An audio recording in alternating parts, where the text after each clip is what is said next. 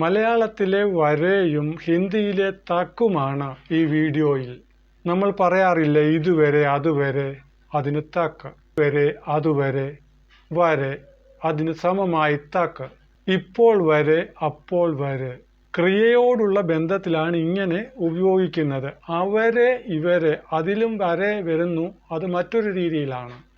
ഉദാഹരണത്തിലൂടെ നമുക്ക് കൂടുതൽ മനസ്സിലാക്കാം. ഇതുവരെ വന്നില്ല, ഇതുവരെ, ഇപ്പോൾ വരെ എന്നാണ്. ഇപ്പോൾ അതിന് ഹിന്ദിയിൽ അഭി, അഭി തക്, ഇപ്പോൾ വരെ, ഇതുവരെ. അവൻ ഇതുവരെ ആഹാരം കഴിച്ചില്ല, വഹ് അബ് തക് ഖാന നാ ഖായ. അബ് തക് മീൻസ് അഭി തക്. അടുത്തതായി തക് തബിനോടുകൂടെ ഉപയോഗിക്കുന്നു. തബ് പറഞ്ഞ് തക്, തബ് തക്, തബ് തക്. അപ്പോൾ വരെ, തബി അപ്പോൾ.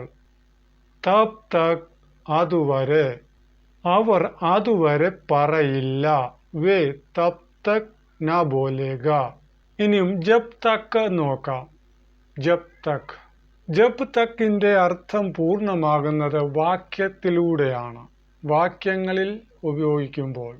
പ്രധാനമായും ജബ് തക്ക് ഉപയോഗിച്ചു വരുന്ന ചെറിയ രണ്ട് വാക്യങ്ങളെ കൂട്ടിച്ചേർത്തുകൊണ്ടാണ്. നീ എന്നോട് ക്ഷമിക്കുന്നത് വരെ ഞാൻ നിന്നോട് മിണ്ടില്ല. ചെറിയ രണ്ട് വാക്യങ്ങൾ, രണ്ട് ക്രിയകളാണിതിൽ.